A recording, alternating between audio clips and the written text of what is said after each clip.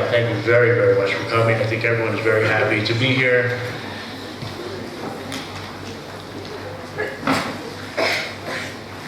My relationship with Caroline Litt goes way back. In fact, someone just asked me if we're related. So I said she was my sister, and you're my uncle. And before you knew it, we found out how close we were related to each other. We really are one big family, and it's important to feel it. I just wanted to mention about my own personal relationship with Caroline, and it goes way back. I ran the Jerusalem Fellowships of Asian Torah for 10 years, and part of the program was called the Hasbara Fellowships, where we would train and we would coach university students how to do campaigns successfully on campus, which I'm sure you're aware of what's going on in the American university world. A tremendous amount of anti-Semitism and peer pressure, in the opposite direction that we would like. So, as you became aware, that if I worked for Asian Torah, I also learned there for 10 years, so my total stay there was a little over 20 years. I became very close with Rav Weinberg, of blessed memory, and one of the things he was famous for saying was that the Jewish people are like a sleeping giant. So we're sleeping, and yet we're a giant. The sleeping part is we need to be awoken, and the giant part is reminiscent or a hint to the idea of how much potential, how much greatness that we really have. I want to introduce Caroline a little bit by talking about the Parsha. As we know, for those who don't know, those who are married know this, we were redeemed from Egypt in the merit of the righteous women. In this week's Parsha, we have two of these, what are they called? The ones that help you give birth. But they call them midwives, thank you. Shua and Hua and Shipra. And the Gemara mentions that Rav and Shmuel have an argument. One says that this couple of women, one was Yocheved and Elisheva, but the more famous answer is that it's Yocheved and Miriam. Now, just talking about the two names are very interesting. So, Shifra is from the word like Mishuperet, to straighten out the babies and make them look beautiful, as well as Shifra herself was, Yocheved herself was very beautiful. But Miriam, that's what I want to focus in on. Hua, that she cooed the baby, that she amused the baby through sounds. The word, how do we know it's Miriam as opposed to Elisheva? So Miriam was a prophetess. She had some deep insights. She had a relationship with God. And as we know, the prophets are there to rebuke the people, to straighten them out, to get them on the right path. So, what was going on? Amram and Yocheved, they weren't the only ones, but because he was the Gadol Ador, he was the leader of the generation, they stopped having relationships because, unfortunately, all the male babies were being killed by Pharaoh. So Miriam came up with this genius idea. Well, it doesn't make any sense. Why should you not have babies? He's only killing the men. He's only killing the boy babies. You're destroying the Jewish nation by not having any. You're worse than Pharaoh. Can you imagine saying that to you? Takes a lot of chutzpah. You're worse than Pharaoh. So she convinced them. She was an activist. She convinced them to get back together because she knew through her nevuah that the Savior of the Jewish people were going to come through them. Now, what it is about the word, Rashi mentions that the word pua is related to a speech. We know that Miriam, the Torah itself, calls her a Neviah. Okay?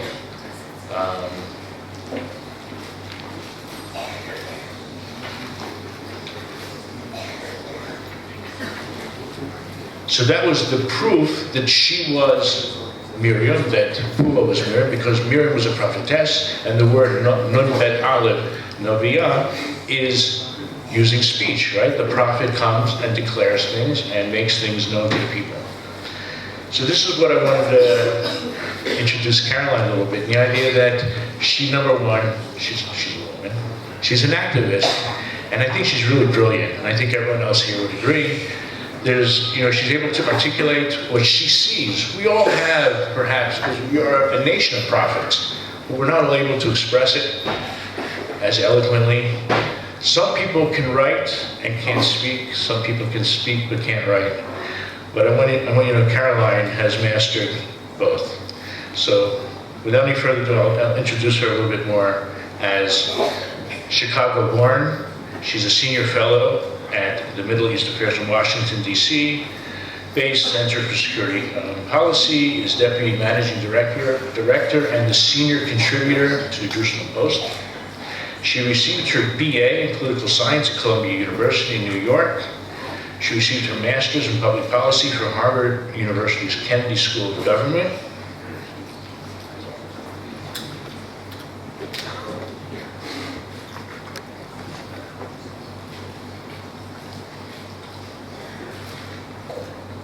A former officer in the Israel Defense Forces, she was a core member of Israel's negotiating team with Palestinians and later served as an assistant policy advisor to the Prime Minister Benjamin Netanyahu.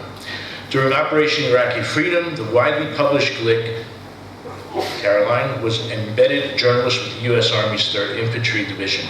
She was awarded a Distinguished Civilian Service Award from the U.S. Secretary of the Army for her battlefield reporting. In its Israeli Independence Day supplement in 2003, Ma'ariv named her the most prominent woman in Israel. In December 2005, she was awarded the Ben Hecht Award for Middle East reporting from the Zionist Organization of America. In 2006, she was awarded the Abramovich Prize for Media Criticism by Israel Media Watch. In May 2009, she received the Bar-Ilan University Guardian of Zion Award. She's the founder of Latma, and it's a satirical website, and they won the Israel Media Watch's People's Choice Award in 2011, and Tel Aviv University's Jewish Peoplehood Award in 2010. Caroline is featured as a speaker in several documentaries: Relentless, The Struggle for Peace in the Middle East, and Obsession, Radical Islam's War Against the West. She also authored Shackled Warrior, Israel and the Global Jihad, and the Israel Solution, the One-State Plan for Peace in the Middle East. I think it can go on and on and on, really. And we came here to listen to Caroline. So please, a warm welcome to Caroline.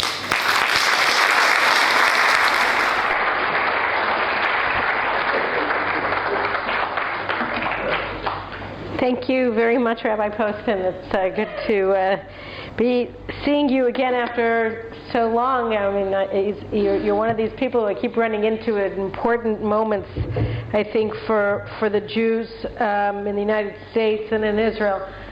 When we first started working together over a decade ago, it was really when the peace process, such as it was, collapsed, and we saw rising anti-Semitism throughout the diaspora, and really cropping up for the first time in the United States in 2000. And so here we are again at the cusp of a new era for the American Jewish community and for Israel, with the final completion of the Obama administration.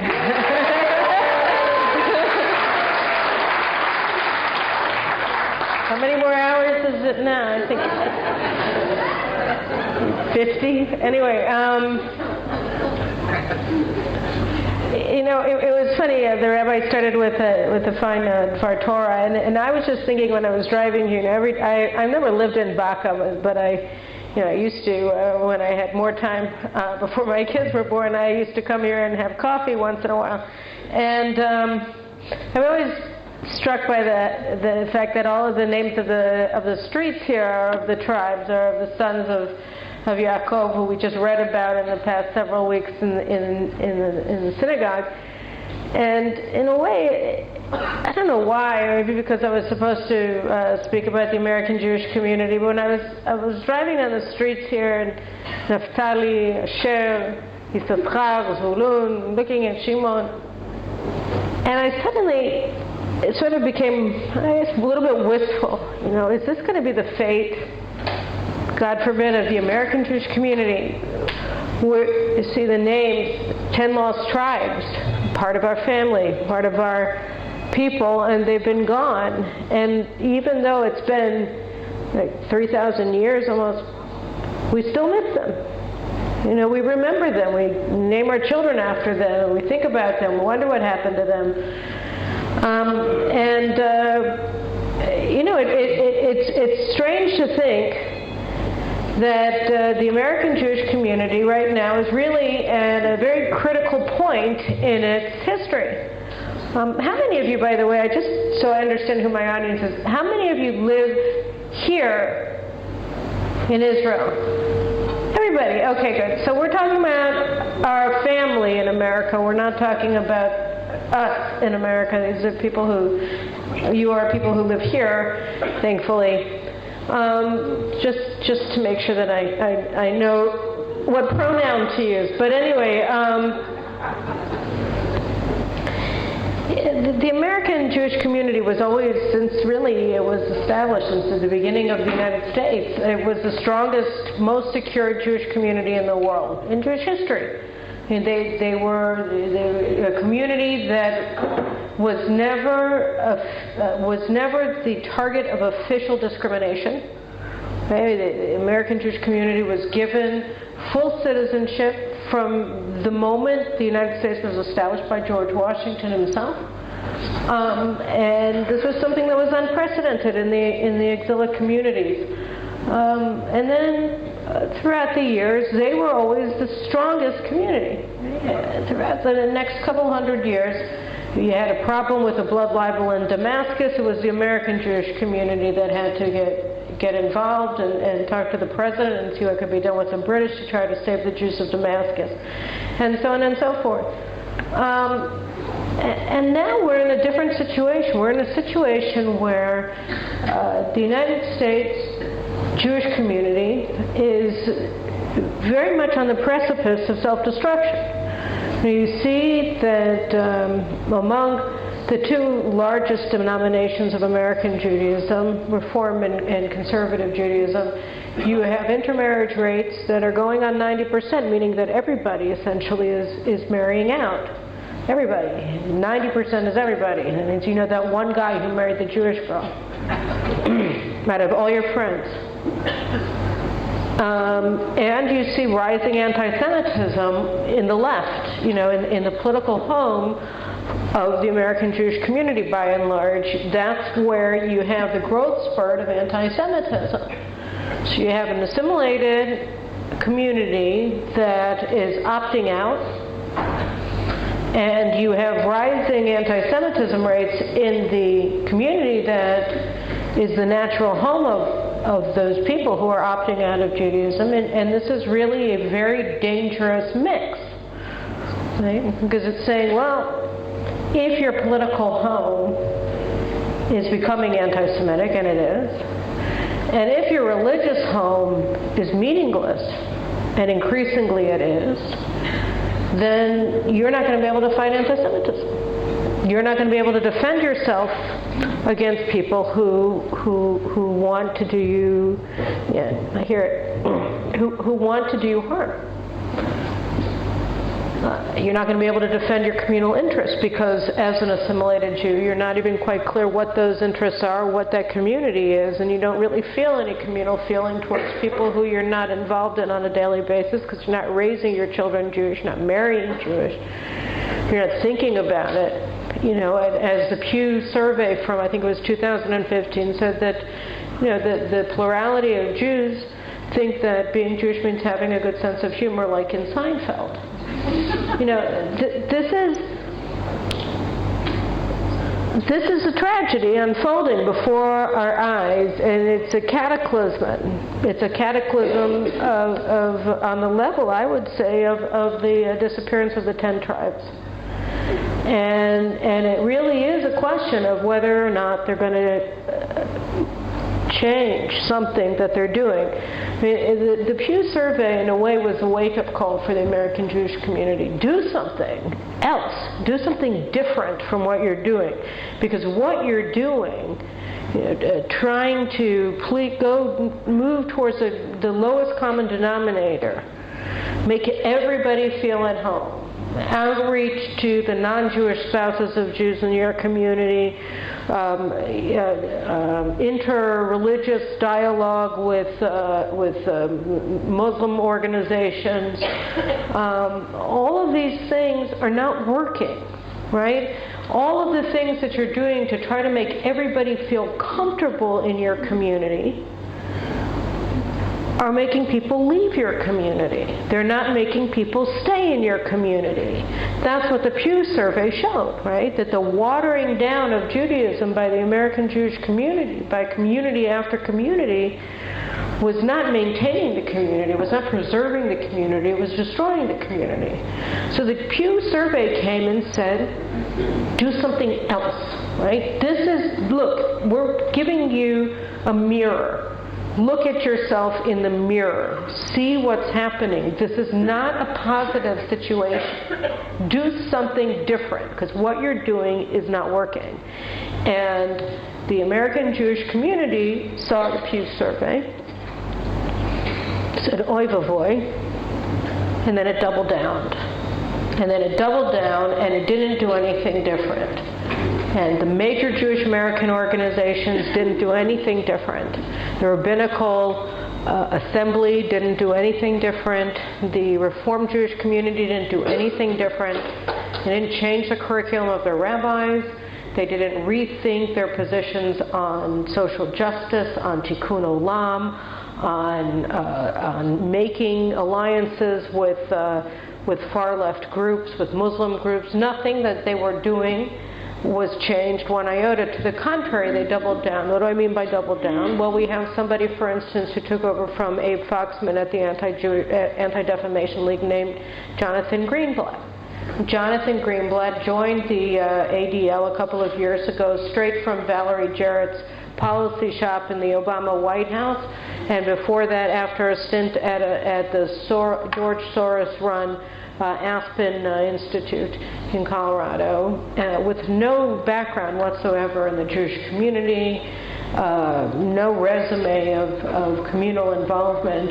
And Jonathan Greenblatt took over the ADL from Abe Foxman, and very, very openly has been working to transform it into a Jewish voice for the Democratic Party, or more to the point, for the Obama administration, and now for whatever the former President Obama, soon-to-be former President Obama, is going to be wanting to do as he remains in Washington to fight every day for what he believes in. And we see it. We saw it in 100 rabbis just signed a letter saying that they support Keith Ellison to head the Democratic National Committee. This is 100 rabbis coming out, signing a letter, publishing it in the newspaper, saying, we support a Muslim Brotherhood financer, a Hamas supporter, a Louis Farrakhan former employee and longtime adherent. We support the election of an out-and-out Jew hater to be the head of our party. So when I say doubling down and becoming more radical, this is the kind of thing that we're talking about. And all in all, and in the meantime, right, you have these Jewish advocacy organizations in the United States that are trying to support the students on campus, but they're not calling for federal action against anti-Semitic hate groups on campus like Students for Justice in Palestine. They're not demanding IRS audits of this organization that is a straw organization that was never registered anywhere and yet has chapters in 200 different campuses around the United States of America and is inspiring and inciting Jew hatred in every single one of them, many of them operating on the dime of the universities themselves that are financing their operations through the student governments.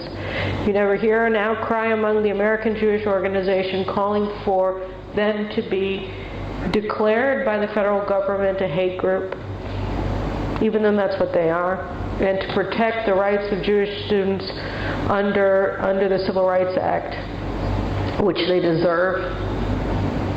You have it, the Zionist Organization of America does it, and other little organizations do it. But the hue and cry of the American Jewish community has not come to defend the rights of American Jewish students on campuses in any serious way. Nobody's talking about taking serious action against the people who are harassing and terrorizing Jewish students on campus. And, one of the reasons for this, right, is part of the whole overall policy of denial. Now, where does this stem from? I started by saying that the American Jewish community, until very recently, was the strongest Jewish community, maybe ever. Maybe ever. And the thing that was so distinct about the American Jewish community, really from its inception, is that different from every other diaspora community, the American Jewish community never saw itself as a diaspora community. It always viewed America as its permanent home. It always viewed America as the Golden Medina, as the Promised Land. And their journey as Jews was going to end in the United States. It wasn't going to go any further than that. We saw it to a certain degree with German Jewry. We saw it to a certain degree with British Jewry, that same sort of embrace, wholehearted embrace of the state. But the difference between American Jewry on the one hand and German Jewry and British Jewry and other European Jewish communities in Western and in Central Europe was that America truly never had governmental anti-Semitism. It never discriminated officially against Jews. And there was no 20-year draft of Jews the way that there was in Tsarist Russia.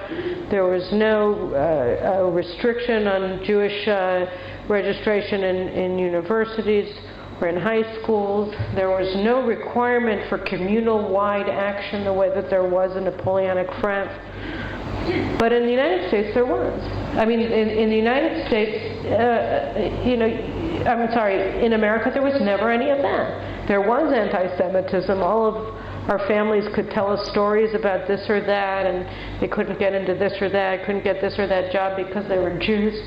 But that was different. That was on the local level, that was on the private level, that were clubs, those were universities, those were jobs, by specific people who were doing it, but never the federal government.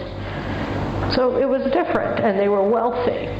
Right? American Jews, by and large, by the second generation, were wealthy and self-confident. When Israel came around, in a way, they were very anti-Zionist initially, the American Jewish community. The American Jewish Committee only started being Zionist after the Six-Day War. The Reform movement was anti-Zionist. But, then they came around to Israel. They didn't come around to Israel to say, this is Reshit Tzmichat HaGeulah. They said, these are poor Jews, and we're rich Jews, and we're going to help them. We're going to be their uncles and aunts in America, and we're going to give them generously in order, out of fellow feeling for our Jewish brethren. Not because we feel that Israel is going to become the centerpiece of Jewish world. We are. But Israel is one big refugee camp, and we're going to see to it that everybody is taken care of. And so after 48, and with the big aliyah from the Arab world and the DP camps in Europe, you saw the beginning of an American Jewish tradition of charity for Israel. And there was a paternalism into it. There was a patronizing attitude towards it. But on the other hand, in a way, it was reasonable. It was in place. The American Jewish community was a stronger community than the state of Israel was a country. We were poor, they were rich, we needed their money, and they gave it willingly and generously. And then in 1967, we had this miraculous military victory. And suddenly, we became very interesting and attractive to the American government for the first time. Right? And John F. Kennedy gave us anti-aircraft missiles starting in 1962, but before that we had no military relationship with the United States. Eisenhower was against Israel because he thought we were harming his chances of getting Nasser out of the Soviet fold. but nobody thought of us as a strategic asset until after the Six-Day War, and that was when the United States federal government, the Defense Department, the State Department started looking at us in a completely different way. And the American Jewish community took this proper step and said, okay, wait, so now the United States wants to build some sort of an alliance with Israel because Israel is important. It's this tiny country that defeated 3 Soviet-supported armies, plus with Soviet involvement in '67, in this unbelievable military victory when they had essentially nobody supporting them. We were under boycott from the French and the Germans at the time, and the Americans weren't serious suppliers. So it started becoming of interest to the United States from a national security perspective to support Israel, and the American Jews stepped in and started advocating on behalf of strengthening that relationship through organizations like AIPAC and others. But it was always this, Israel needs America, and we're here to help the Israeli Jews. And then over time, and then came the 1990s and the peace process. The peace process just changed everything for the American Jewish community in some ways, and in some ways just strengthened already problematic trends that were happening among the American Jewish community. Because what this peace process was translated to in the United States was, we don't have to worry so much about Israel, we have to worry about peace. Right? That Israel now had become synonymous with the peace process, that we didn't have to keep supporting Israel at the centerpiece of what it means to be Zionist in the United States. We didn't have to worry about strengthening the Israel-America alliance. What we really had to do was work towards peace between Israel and the Arabs, and support peace between Israel and the Palestinians, and be advocates for the peace process, which meant also becoming advocates for the PLO in the United States, and accepting that Israel had done things that were bad to the Palestinians. Now, all of this happened, I said it was exacerbating trends that had already taken place. So, in 1967, the United States started viewing Israel as a strategic asset. But at the same time, we started seeing the left, following the Soviet Union, turning very sharply against Israel.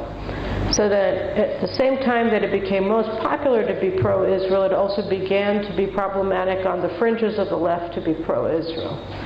And so we saw Israel was becoming more and more important, but it was becoming more and more slowly, becoming more and more difficult for people on the left to be pro-Israel, because the more important Israel became, or was perceived as being to U.S. national security, the more the left in the United States was turning against Israel. First on the fringes, and now we see very much centrally.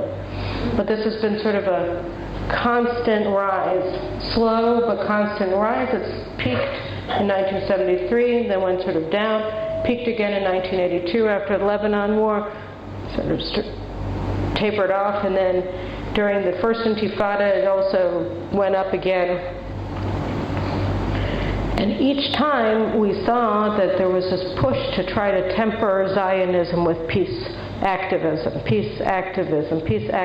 The two, in the end, fused together in 1993 with the Oslo process, where we saw AIPAC beginning to act as a lobbying firm for the PLO on Capitol Hill, calling for senators and congressmen who didn't want to have anything to do with Arafat to start funding the PLO and supporting the training and the arming of Palestinian security forces. And you saw American Jews taking very prominent roles in the negotiations between Israel and the Palestinians. When you saw, American Jewish organizations bringing in Dennis Ross or Aaron Miller or Dan Kurtzer or Richard Haas to be their keynote speakers instead of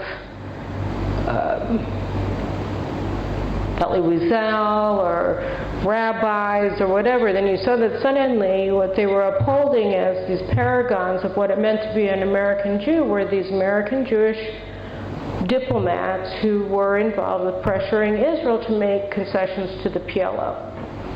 Right? And so that changes your perspective on what it means to get to the height of the American Jewish community. Suddenly you're celebrating people who don't necessarily have Israel's best interests at heart, or don't necessarily view a strong Israel as the most important thing, the way that they had been in the 1980s and the 1970s. So this already began to change the way things were viewed. And then finally, you got to a point where, at the same time, simultaneously with this, you saw something else happening in the American Jewish community. As Israel became more and more synonymous with peace process,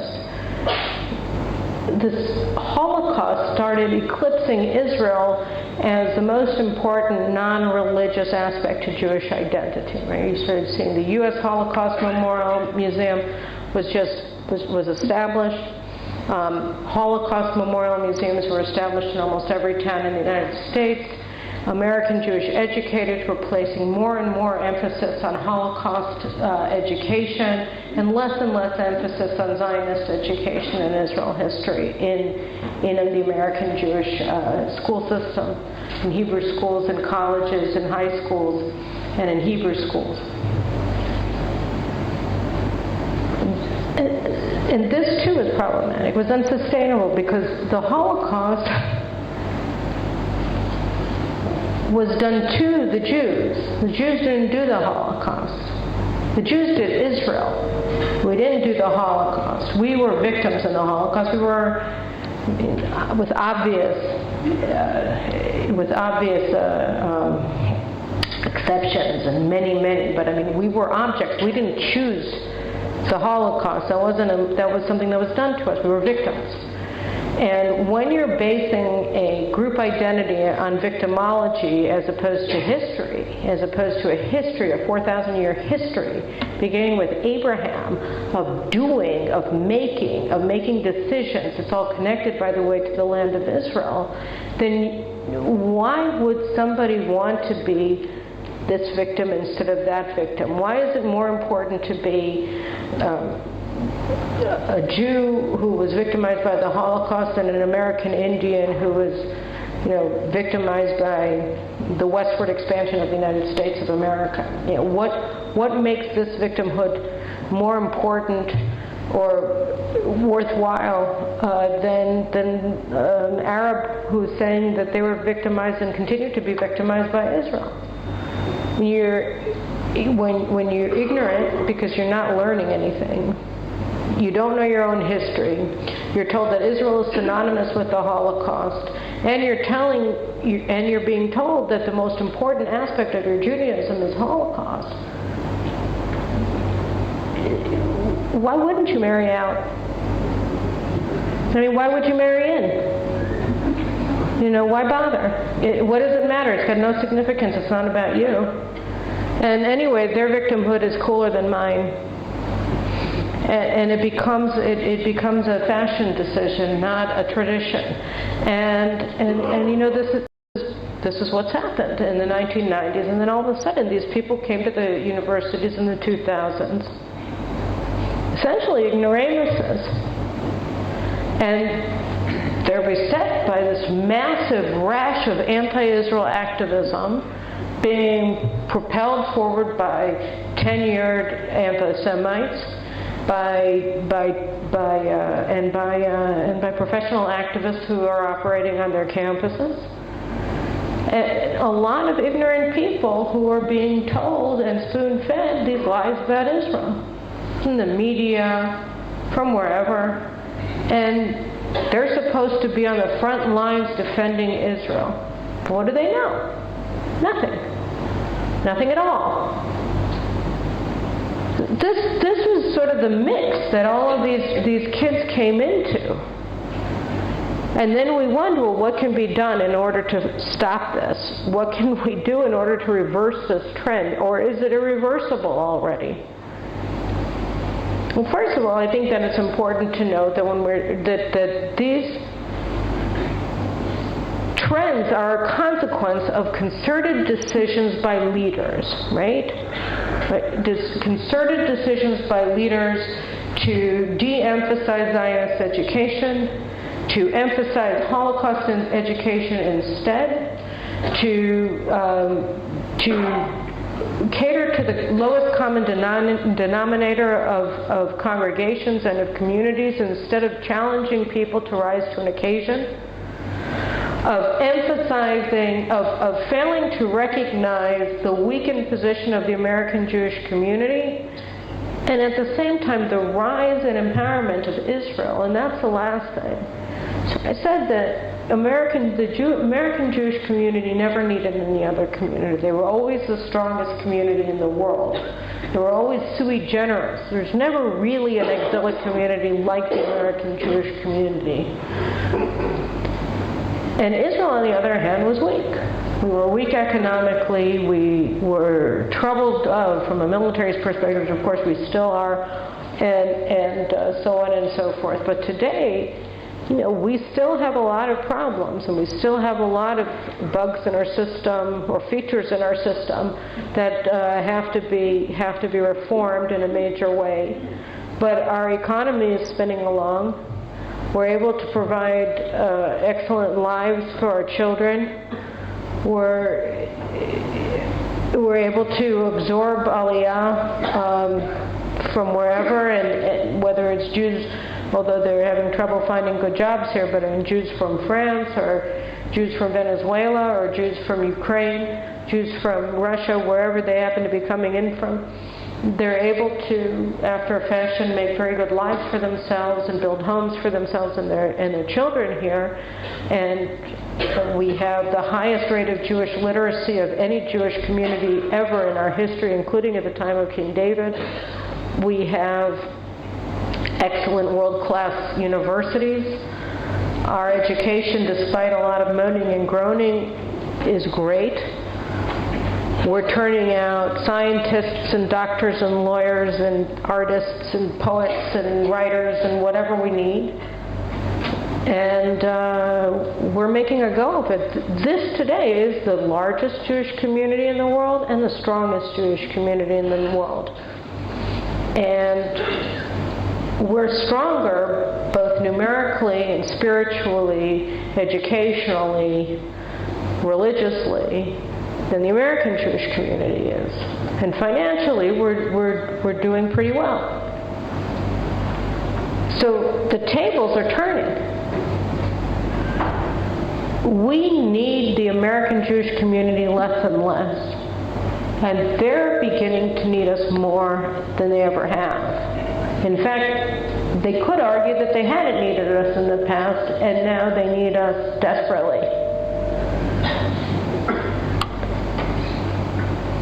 Because, aside from, or in addition to, re-engaging Jewish education on a meaningful level for Jewish young people, and somehow or another figuring out a way to make it affordable for young families, which is, I don't see how you do that.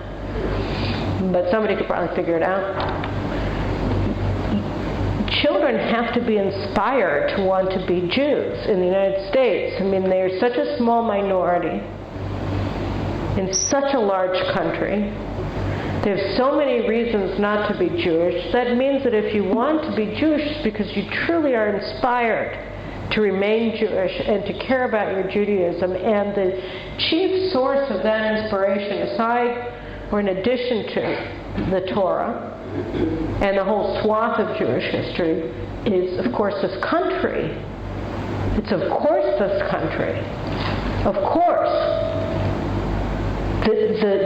The center, the one thing that has to be reinvested in from the American Jewish community's perspective is Zionism.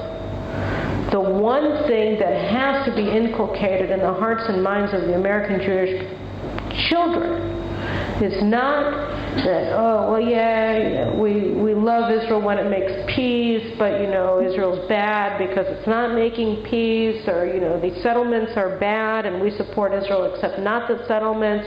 No. The Jewish people in America in particular have to understand that Zionism is a blunt instrument. You don't get to choose and pick which kind of Zionist you want to be. That if they don't understand that it is important to support Israel biblical Israel, modern Israel, on the map, in their mind, then they're going to lose their Jewish identity. If Jews want their grandchildren to be Jewish, Jews, in their 50s and 60s and 70s, then they have to make sure that their grandchildren are learning why Israel is inspiring and why they should be inspired by it. Because absent that, and in these Jewish communities that are becoming less and less religiously observant, that less and less interested in anything having to do with Judaism, they won't be Jews. And they will be the new lost tribe. And it will be a disaster. And we shouldn't wait for this to happen, and we shouldn't assume that it happens. I think that we, as Israelis, have a responsibility to Jews all over the world, including in the United States, to warn them, to exhort them, to be involved with them, and to help them. And you do have a leadership failure in the American Jewish community, because for generations now they have been catering to the lowest common denominator, and that common denominator keeps getting lower and lower and lower till it is devoid of meaning and certainly incapable of inspiring anybody to remain Jewish. So we don't want that to happen to them, because we care about them, because they're our brothers and sisters. That's why. And we don't want them to disappear. We want them to survive. So this is now, when they have to start acting. I mean, they needed to start acting, in 1985. But now it's 2017, 2 years after the Pew poll came out. They've done every single thing wrong since then. Maybe they'll keep doing everything wrong, but we don't have the freedom to turn our backs on them anyway. We still have the obligation to try to convince them to remain Jewish, to try to understand why this was a gift that was given to them from their families and from God, and to help them to survive. So, sorry to be such a downer, but I do think that, we're going to lose a lot of Jews, but we don't have to lose 70% of the American Jewish community. We can mitigate the loss, we can limit it, and we can ensure that the people who remain for generations to come. So thank you very much. Thank you.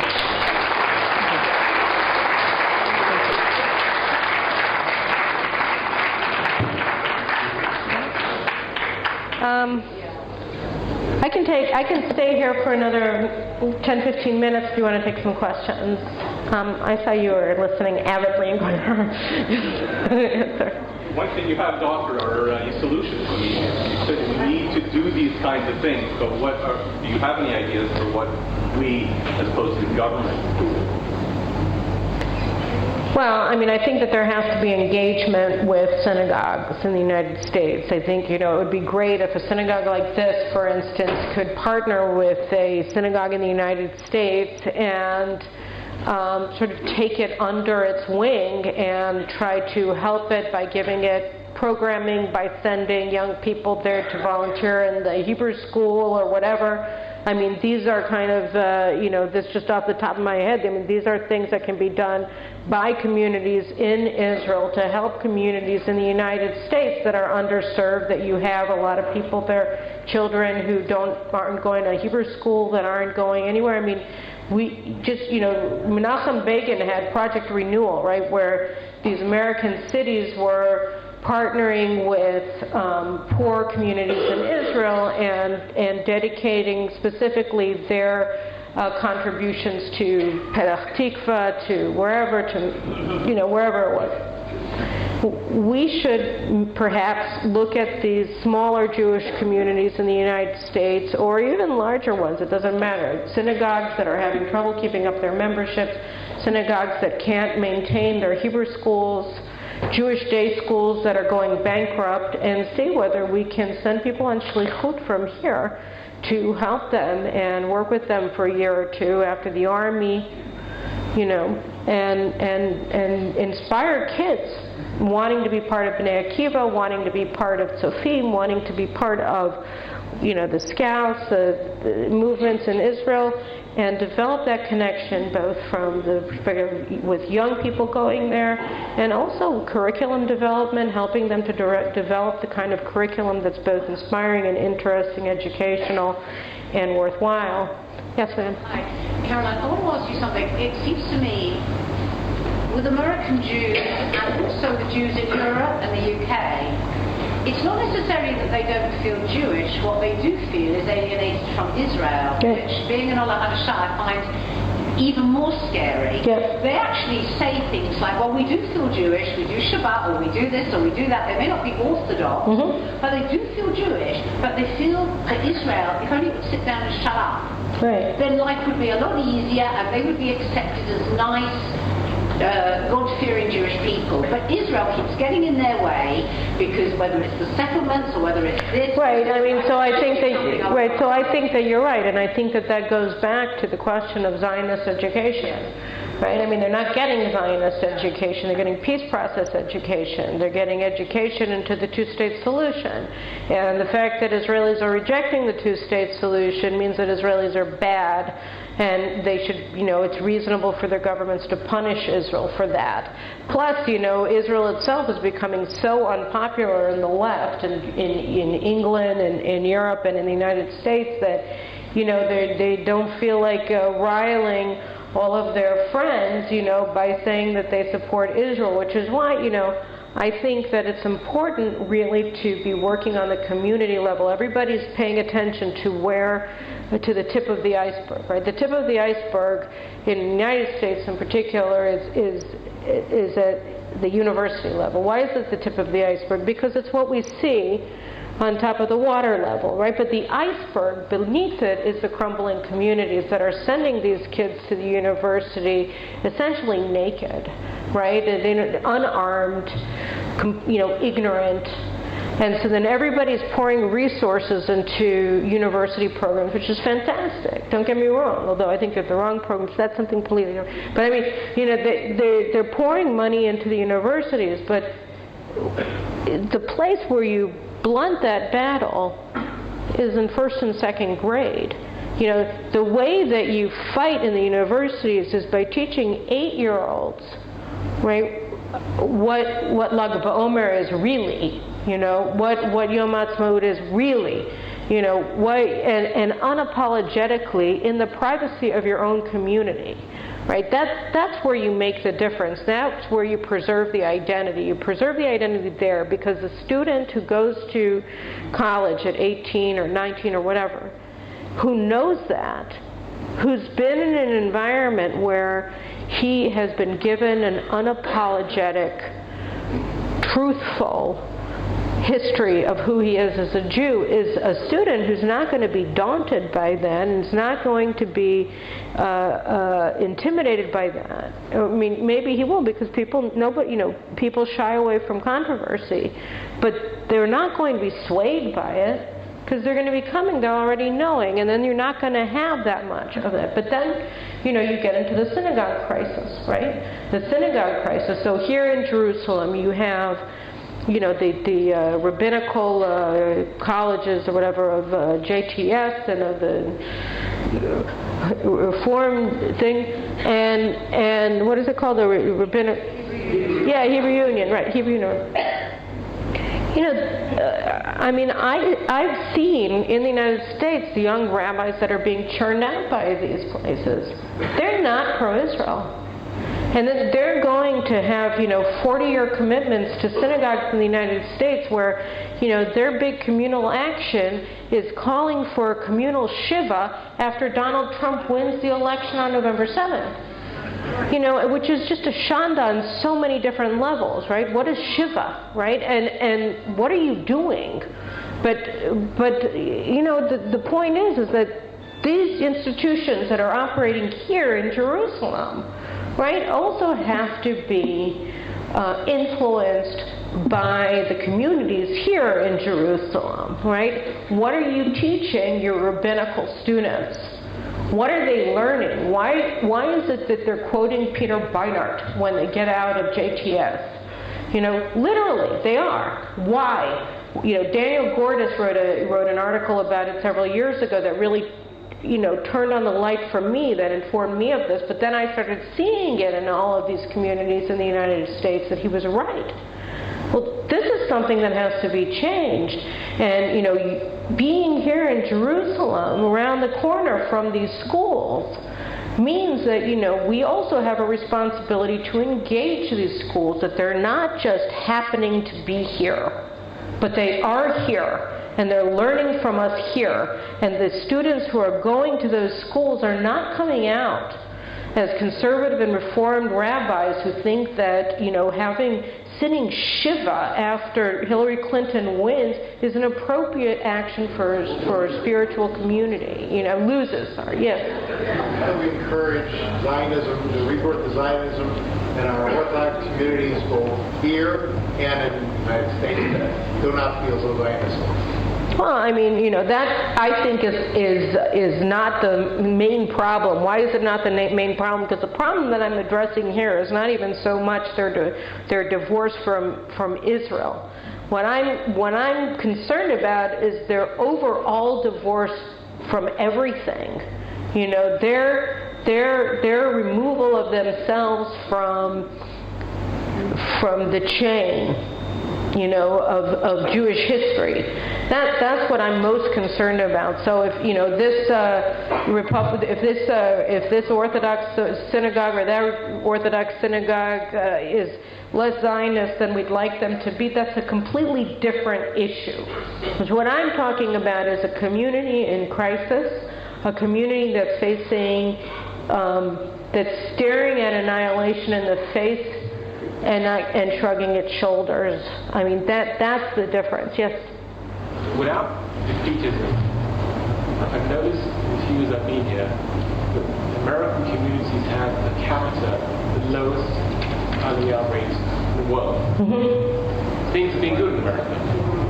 Things are not so good in America anymore. That's what we're for. I'll repeat the question. What concern we face? Look, I think he said American Aliyah to Israel. Right. So he asked me what can cause American Aliyah to Israel, and I think that you hit on something here too, because I believe that one of the things that can save American Jewry is Aliyah from America. Why? Because I even see it in my own family, right? I'm the only member of my generation, my family, who lives in Israel. I've made Aliyah by myself, and everybody else is in the United States, third generation American Jew. And I see the impact that having Aunt Carolyn in Israel has had on my nieces and nephews in terms of inspiring them to remain Jews. And I don't mean it because Aunt Carolyn is famous. I mean because they have family in Israel. It's got nothing to do with what the relative in Israel does. It's that you have somebody who means somebody, who is your blood, who who's in Israel. So I also believe that, that part of this outreach that Israel needs to do towards the American Jewish community has to be aggressive Aliyah promotion. I think that it's essential for them to make Aliyah in large numbers. I think that the way to save, say, 4 million American Jews and make sure that they become 5 million American Jews again, in 50 years or whatever, is for 500,000 American Jews to make Aliyah, or at least 250,000 in the beginning. And I think that the Israeli government itself has failed here, right? We have been cowed by the American Jewish leadership into not aggressively promoting Aliyah in the United States. In a way, birthright was supposed to be anti-Aliyah, right? It was supposed to say, okay, you come here, You get an all-expenses-paid trip for 10 days to Israel because you're Jewish. And that's it. Now go live. No follow-on, no saying, okay, this is an opening to Aliyah. No promotion of Aliyah to the American Jews while they're here, when they get back.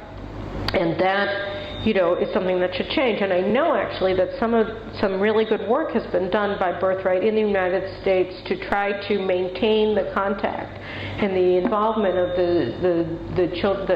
the young people who come here on that program, and that has to be empowered and strengthened, and I think that's really important too. But yes, Aliyah promotion is a serious part, because the minute that people have a tangible link in the form of a relative in Israel, something that the vast, overwhelming majority of American Jews do not have, the minute that they do have that, then their whole perception on their Judaism changes. Yes, ma'am. As somebody who worked in Jewish education at one point in my life in the U.S., one of the things that I'm hearing you say, and something that I used to say, is that the synagogue schools, the Hebrew schools, have fallen down the slippery slope to such an extent, such that you would have synagogue schools that once upon a time had Hebrew schools for 6 hours a week, but the shul down the street only had 3 hours a week, and they were all in competition for the same potential membership. And what you have today are very few places around the U.S., certainly on the East Coast, which I know the best, where Hebrew school is 6 hours a week. Parents don't have time. Well, plus there's soccer. After-school activities. And unless you're going to really educate the kids, separate from day school for a minute. No, I know. Look, I get it. And the thing is that, here I think that we have to take a lesson from Chabad, right? I mean, Chabad is the fastest growing institution in the United States, which I think is fantastic. But I mean, what Chabad does is the exact opposite. Instead of saying, okay, they got 3 hours, we'll give you 2. Well, they're giving me 2, I'm giving you 90 minutes. And you can still have a bar mitzvah, and it'll all be fantastic, right? So Chabad is saying, look, this is what we got. This is our product. We're standing by it. Everybody is welcome. And again, it's the difference between catering to the lowest common denominator and asking people to rise to the occasion. And I think that the chance, and the funny thing is that if you take 2 secular Jews in New York, right, and one has an involvement in Chabad and the other one has an involvement in, a Reform temple, the likelihood that they'll both remain by and large secular till the day they die is very high. The likelihood that the one at Reform synagogue is going to marry a Jew is very low, and the likelihood that the one who's going to a Chabad house is going to marry a Jew is very high. So, this is something that works, and this is something that should be, again, you have to look at what works, and what works is challenging people. What works is not saying you don't have to do anything and you can still be a member. I've got to take issue with you on that. Again, as someone who worked in the New England area running Hebrew schools, among other things, the fact that Chabad exists and it's free and people can't afford the synagogue dues. So you're saying it's because it's free? I'm saying that it's a sacrilegious thing to say for you to hear this. But in fact, it undermines the existing Jewish education in many communities. Well, so no, but I think that then, and I don't want to get into just a conversation between me and you, although I find it personally interesting. But the one thing that I can say is that, okay, well, what's in Chabad's model then? Free. Free is good, and to the extent that dues for synagogues are too expensive, people aren't going to join them. So, I mean, you have to also, you can say they're pricing everybody out. It's like, the argument against Isreel, but they're free. Oy vey, they're free. That's fantastic that they're they're free. You know what? Everyone welcome. They make everyone. And they make everybody feel welcome. And they don't say, "Where's your ticket for Rosh Hashanah?" "Oh, I'm sorry, there's no place for you here." You know, they don't do that. So, you know, I personally say, instead of saying, "How dare they do that?" I say, let's figure out a way for us to do that. You know, let's get everybody to do that. You know. Anyway, I have one last question because the gentleman in the front row has been asking me. Please call in. Here you go. Just very quick. I think I even problem to the one face. Say that again. I'm sorry. That you described as the enemy within. That the joint list can stand in the Knesset and talk terribly about our state. We have the Isaac Herzogs, the Libni, the Shalom Achshav, the breaking the silence. All these forces from within that are deteriorating the country. והם יוצאים כל יום. Look, I mean, Israel, like I said, you know, we've got some bugs we've got to work at, and we've got some features we've got to work at, right? I mean, we are not, we have a lot of problems. You can read my article in Friday's Jerusalem Post that I'm writing now, or in Ma'ariv if you prefer. And I'm going through a couple of them. But you know, I mean, every week there's something else to talk about. But you know what? You're right. We've always had difficulty because we're a people with lots of different ideas about things, and we're an open people, and we're open to ideas, and we're open to discourse, and may the best man win. And I agree, you know, what do we do when Isaac Herzog is saying, oh, you know, the British Labour Party is just fantastic, you know, yeah, Corbyn's a problem, but 100 members of Parliament showed up at the last Labour Friends of Israel dinner, and therefore we have nothing to worry about. You know, this is absurd. It's crazy, it's wrong, and it's wrong-headed to make these kinds of statements. And people in positions of power are making them. But you know, all you have to do is say, that's his opinion. I disagree with it. You know, and here's why. And here's what's wrong with what they're saying. Or, you know, there's another option is you don't have to highlight it. You know, I mean, one of the things that these organizations do that's so devastating for the American Jewish community, not to mention for Israel, but for the American Jewish community, is what they're doing is they're saying, it's great, it's fine. In fact, the moral thing to do is to abandon Israel. The moral thing to do is to go with the people who are telling you that you have no right to freedom. And so they're, at a very fundamental level, playing to the lowest common denominator, right? I mean, they're saying, just leave.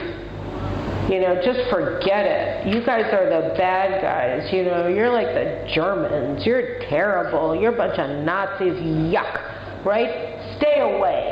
God forbid. Right? But that's what they're saying. They're saying, we're coming to you from Israel, and we're telling you that Israel is terrible. So these people listen to it. Now, why do they listen to it? Well, sometimes they listen to it because they're weak. They don't feel like fighting, and they don't feel like dealing with it anymore. And they're saying, look, I heard this guy from Breaking the Silence. He said the IDF is a bunch of, you know, war criminals, and forget it, you know. Or it's because they don't know any better because they learned it from their synagogue where their rabbi is an idiot and been telling them lies because that's what he learned when he was getting smicha at some ridiculous yeshiva somewhere or another on the Upper West Side of New York. You know, I mean, this is what's going on, and this is why, you know, it's important for us to go to the people and light them up and inspire them and give them something to believe in, because they, you know, birthright is about doing that, right? It's about giving people their birthright. It's an extraordinary privilege, an honor to be a Jew. And it's denying somebody, it's theft of biblical proportions, truly, to not allow Jewish children to learn that about themselves. And, you know, we just got to do it. So anyway, those are my thoughts. And I'm sticking to them. Thank you.